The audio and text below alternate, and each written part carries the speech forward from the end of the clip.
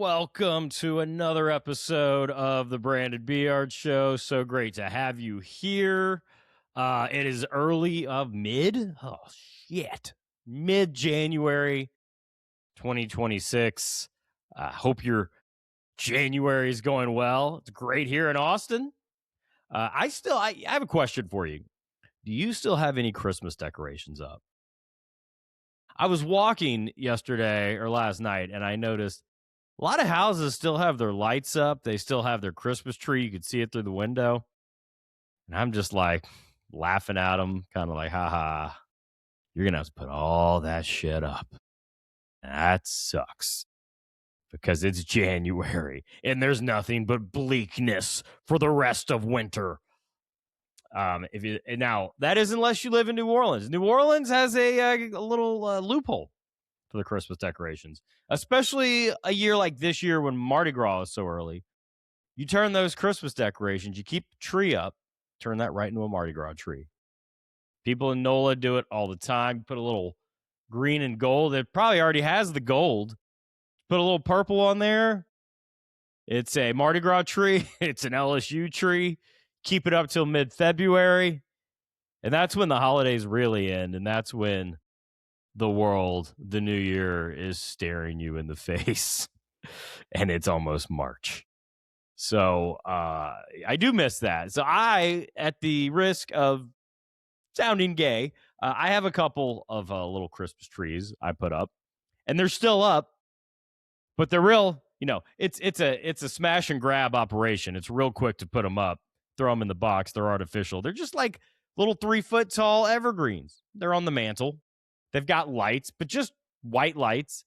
I say those are winter trees. Those stay up until I deem it necessary to put them away. Because you don't want to put everything away on like January 2nd. That's depressing. Got to have a little fun. Got to have a little fun in winter, I don't know. So I'll probably put those away this weekend. But anyway, that's not what we're here to talk about today. I've got some things to talk to you about, some big things to talk to you about. We've got a not often talked about political issue I'm going to talk about because I hate politics, but I'm going to talk about them today. I'm going to talk about, I did stand up last night for the first time in 9 months. And oh man, it has been a journey with me in stand up, and it's been a struggle at times. So I'm going to tell you how that went and what I take away from that. Then we'll have a little fun. I'm going to talk about some lifestyle stuff, transportation things a little bit.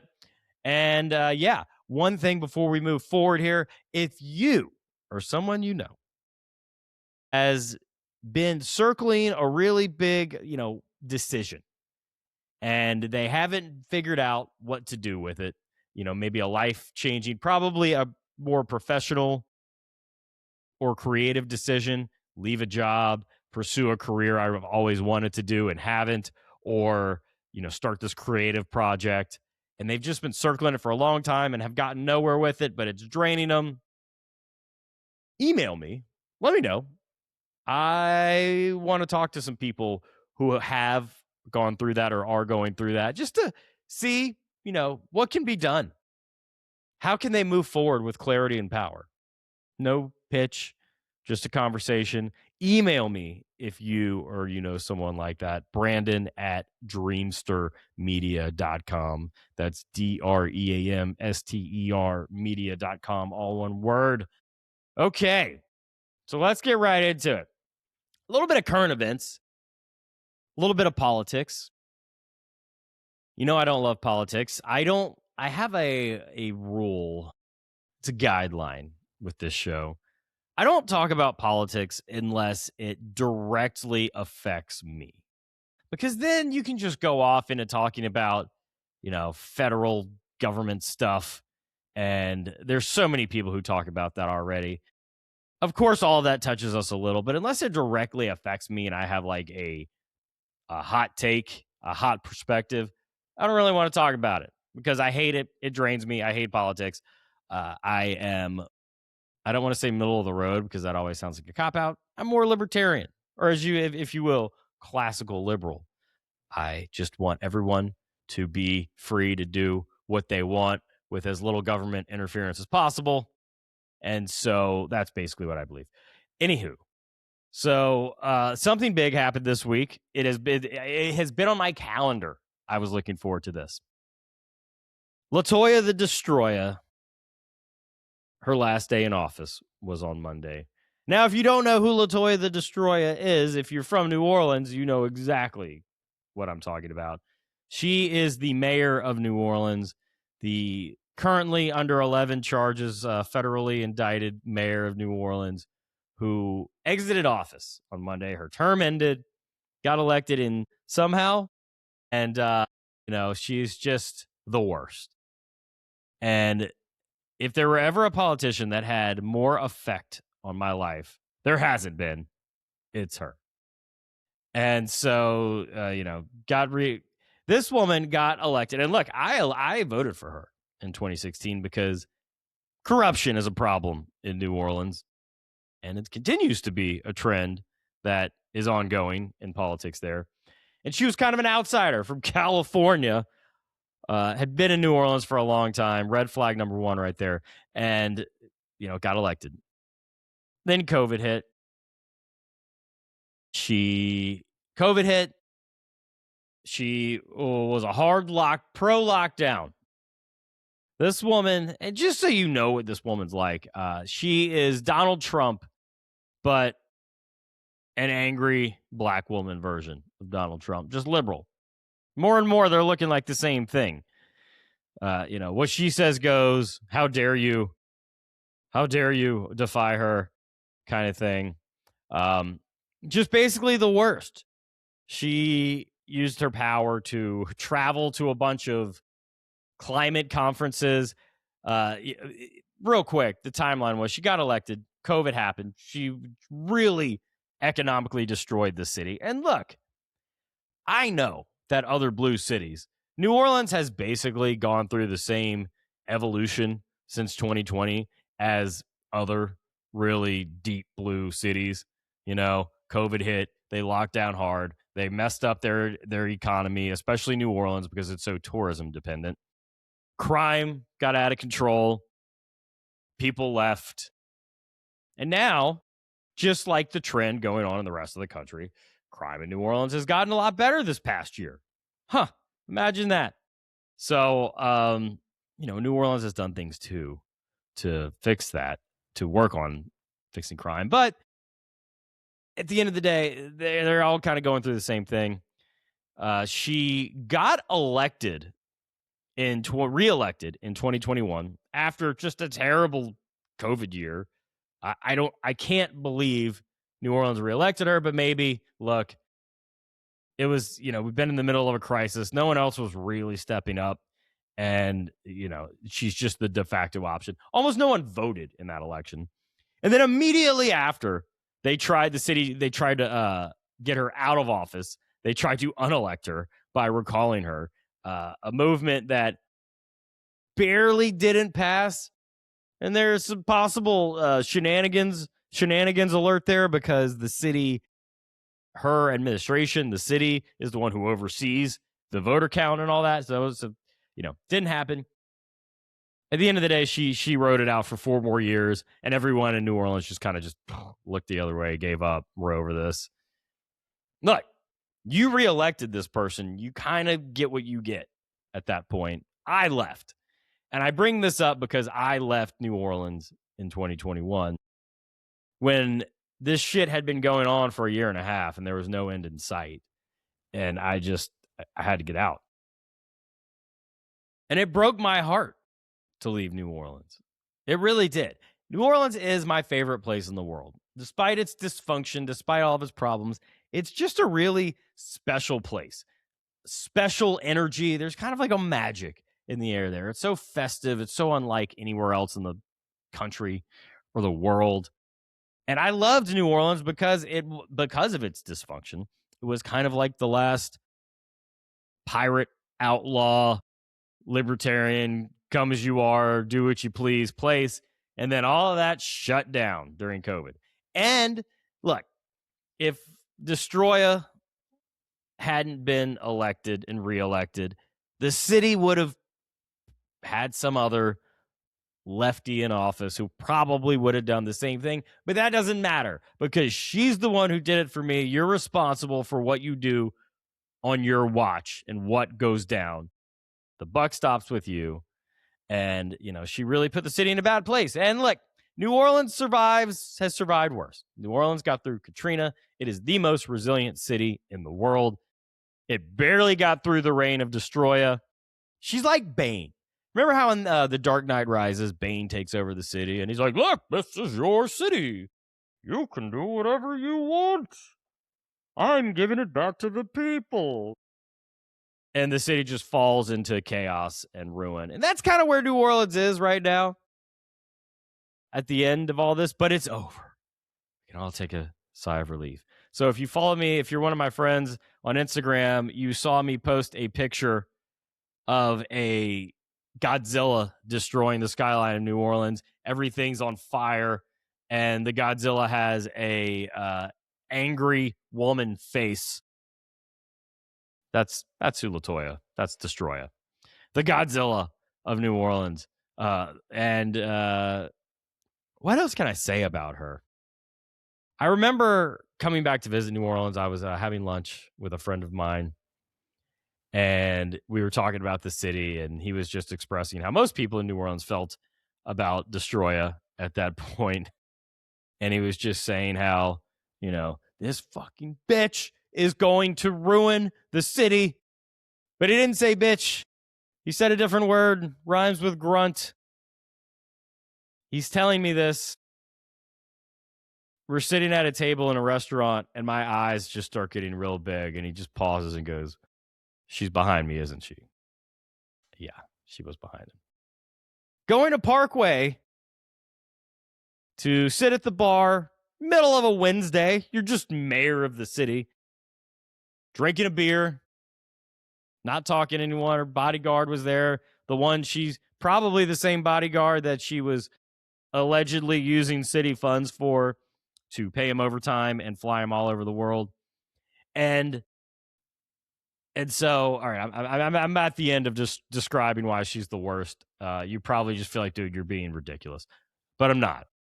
And then she just used a lot of city funds to go travel all over the world to these climate change conferences, to fly first class and bring her little entourage and her security guard employee of the city / boyfriend.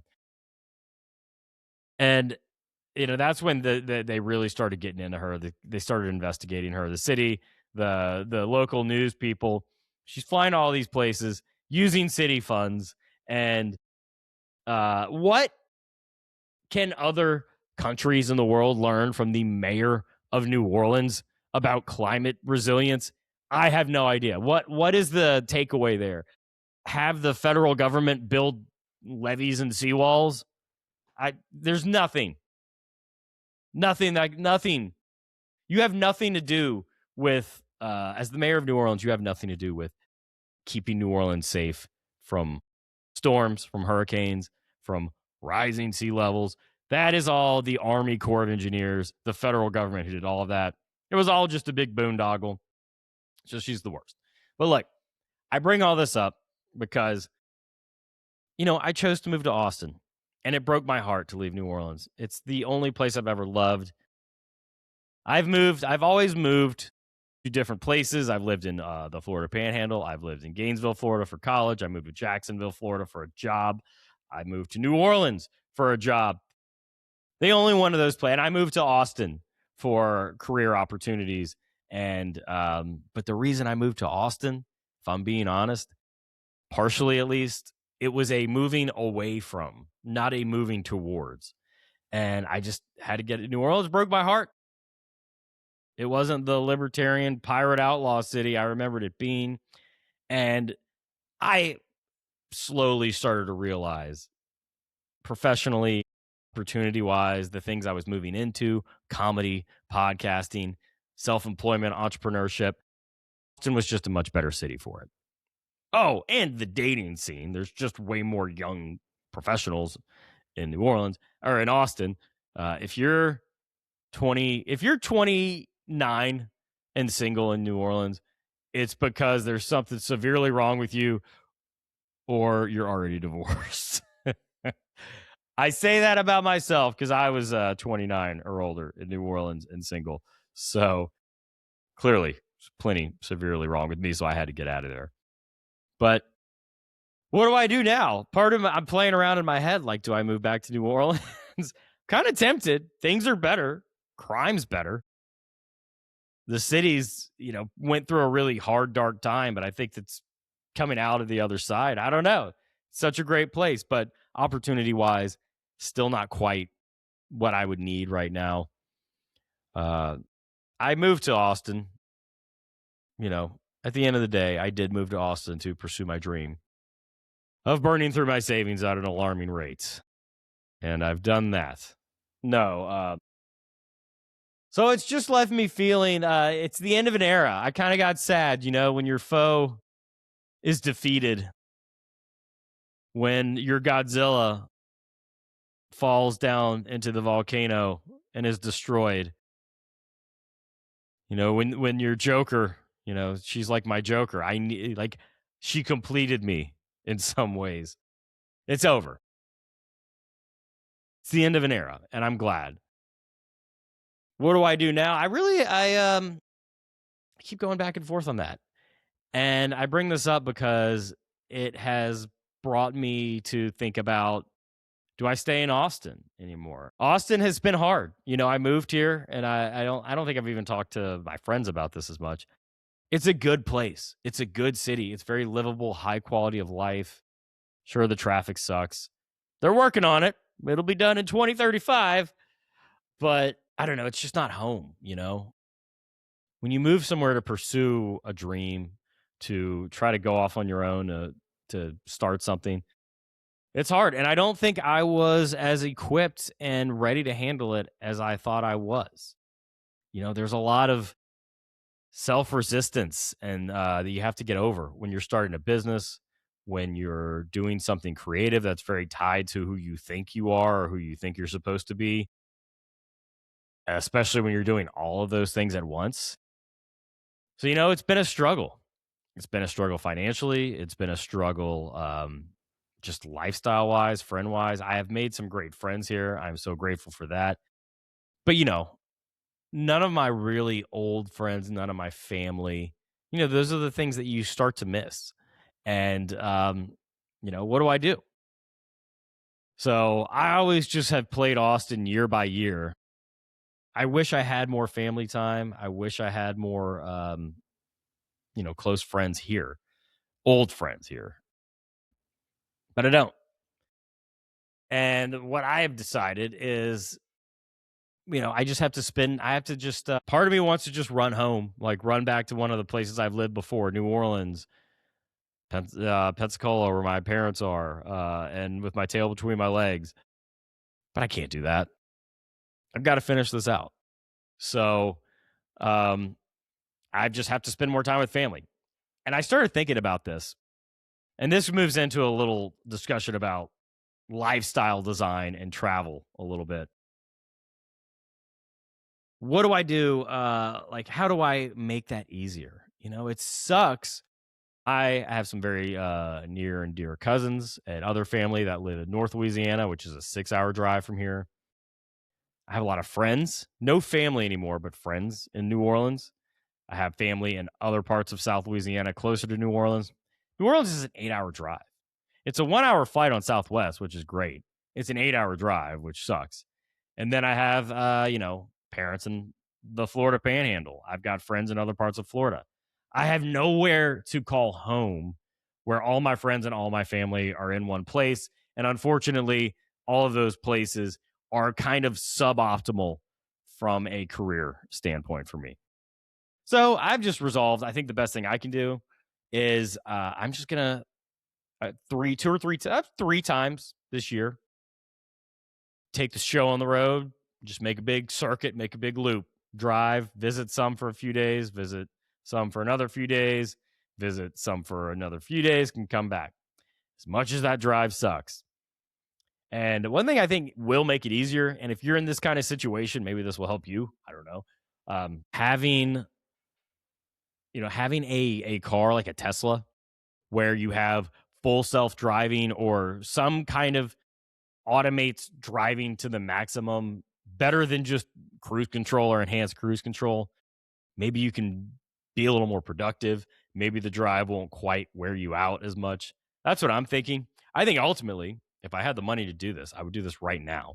I would get my pilot's license because then I could just fly, rent a Cessna, and fly 6 hours in like 2.5 hours instead of a 6 hour drive, and just hop around that way.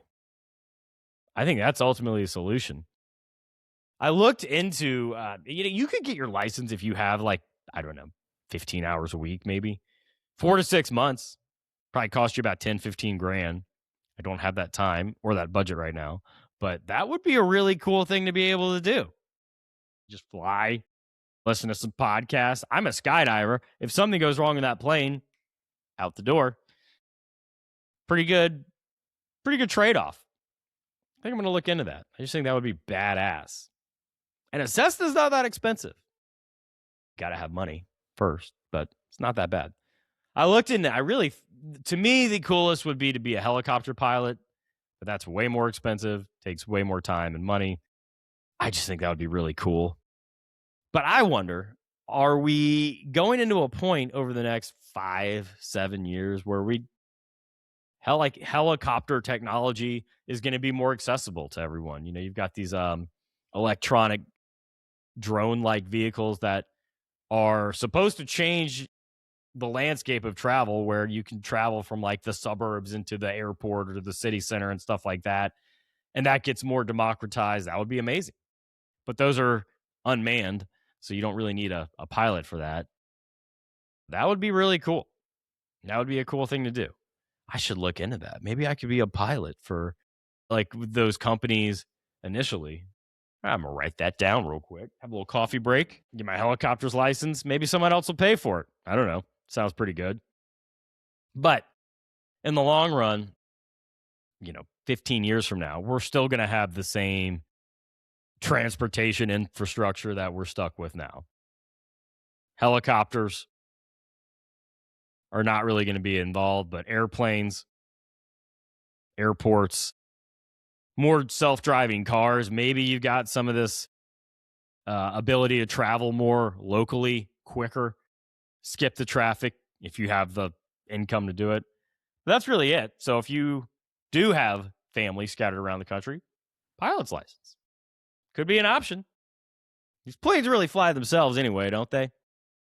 So that's kind of what I was thinking there. So in summary, ding dong, the bitch is dead. All right. Moving on to stand-up. I did stand-up last night for the first time in 9 months.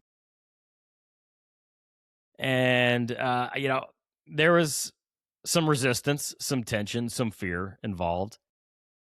I burned out on stand-up. I stopped doing it last April, I think. And I just knew that the way I was doing it wasn't really working out for me. I was pushing myself to do something in a way that I didn't like, in a way that I thought I had to do it. And that was basically doing the open mic circuit, which sucks. It takes a lot of time. You go up, you end up being there for like 2 or 3 hours. You don't know if you don't get there in time, you sign up. You might be at the end of the show 3 hours from now, really late. Look, I'm old. I'm older. I don't really have time for that kind of thing. So it was just very exhausting. Just get in my head a lot. But overdoing it for like a year and a half, I got to the point where when I was on stage, sure, you feel the fear, you feel a little trepidation before it, that I was pretty comfortable. But I knew something had to change, and I just kind of decided maybe stand-up isn't for me. Mostly because of the lifestyle, the logistics of it. I just didn't have like a real good community for it. And I took a step back. And as it is, when you burn out on anything, I took a step back saying, I'll take a break for a month. A month turns into 9 months. And so I just decided this year I want to get back more into live performing, but I need to do it in a way where it works for me. And I didn't want to put off, still figuring out how I could do that. Maybe I host a show. I find a different kind of community or a different kind of format, but I wanted to go ahead and get back out there so I could at least feel like I'm doing it again. So I did that last night. And boy, was it bad. I'm just kidding. It actually went really well. And I think that's one thing that we all do, especially if we're creative, is we doubt ourselves. After 9 months away, I don't know, I spent maybe an hour kind of looking over material, writing some ideas, 30 minutes, 20 minutes preparing. And I went up there and it was fine. Sure, it was an open mic. Sure, it was a small crowd, but it felt good to just be like, yeah, I still got it. Still got it. I could do this. And that leads me to thinking now, am I really supposed to stand up more the thing? Because I've spent months thinking like it's not it. It's not quite it for me. There's something else similar, but not quite that. Or now that I've gone up and it's been easy, is it just, I don't know. Maybe it is. Maybe it was just, maybe it is stand up. Maybe that is the thing. Maybe I can do it in a way that fits my lifestyle a little more. Maybe I was just doing all of these mental exercises, trying to figure out what else it could be. And I was doing it all out of fear. I don't know. I'm bringing this to you. I can't really tell you. I'm just thinking out loud. Stand up would be great if I could do it and I hosted a show and I had control over that like weekly time slot. And I knew, okay, this is how it was going to go. I could plan on it. I could make it fit my schedule and maybe other people like me schedule a little bit more. And it would be easy. Maybe you don't have to do it the way everybody else does. You don't have to travel. I don't want to have to travel and go on the road and perform at clubs that, I and make not that much money. Maybe that's okay. I can do it a different way. Maybe that doesn't quite make me a stand-up because I don't want to just be a club comic, but it's something close. And maybe it's both. Maybe I'm resisting out of fear, and maybe it's actually not a fit. But it felt good to go out there and do it. And yeah, I'm trying to think if I can come up with any more realizations there. Bottom line, you don't ever want to force yourself too long. Maybe you do have to force yourself right at the beginning to get over that first bit of resistance and get some inertia going. But you don't do that long term. That'll burn you out. You got to listen to yourself. Whenever, I know for me, whenever I feel like I'm being lazy, like, it's a cop out. If you want to be a stand-up comedian, you got to deal with the suck. And I dealt with the suck for a really long time, but the suck can only last so long until you just burn out and you can't do it. And I'm so grateful to have gotten over the majority of my fear of getting up there and being seen and speaking in public. But it's not a cop out. Once you've gotten over that hump, if you're still not enjoying it after a while, you've got to do it in a way that it works for you. It doesn't mean that you're failing or that you're weak. You only do things and you only master things if you can do them for a really long time. And that means you have to be able to enjoy it on some level for a really long time. Can it all feel like play? Probably not. Should you aim to make everything feel like as much play as possible? Yes. I think that's true in business. I think that's true in entrepreneurship. I think it's true in performing, entertaining, in comedy, in podcasting. You want to make it as close to play as possible. Otherwise, why are you doing this? Why are you going to do something that's so against the grain, that is so like out of the norm, where your family and friends are going to be like, "What? You have lost your goddamn mind. What are you doing?" It's got to be fun to you. Otherwise, you might as well just take a job. That's easier. It gives you security and certainty. All right. We're wrapping up the show here. Let's do one thing.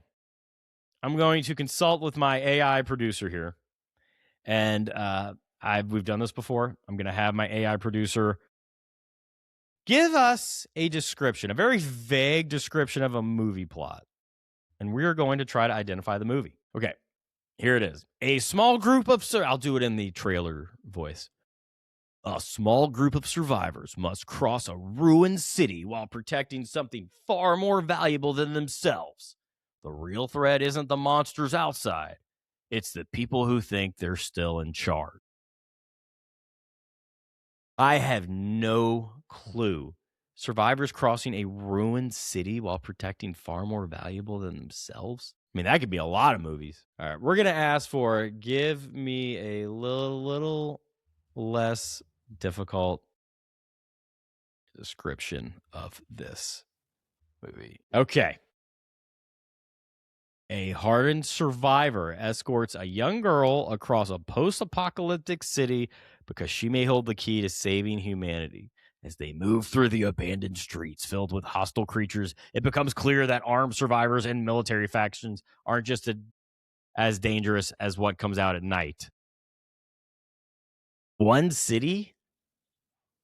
A survivor and a girl? I have no clue. One more clue.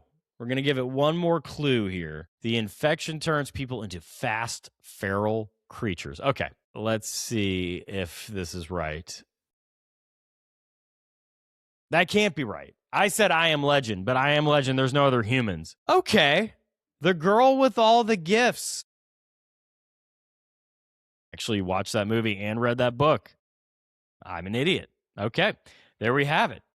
The Girl with All the Gifts. Better book than movie, I will say. Sorry, hate to be the book was better guy, but that is definitely true. Okay, and as we close things up here, I just want to say one more time, if you or someone you know is exploring, circling around a really big decision, follow your dream, change careers, do something creative, and they just can't move through it, need help, let me know. Email me, brandon@dreamstermedia.com, all one word. I just want to talk to some people, see what they're dealing with, how maybe we can get some clarity and move forward with that. And with that, I will leave you and come back to you next week for another episode of the Brandon Beard Show. No more Destroyas. Maybe I'll fly in a plane. I don't know. So talk to you next time. All right. See ya.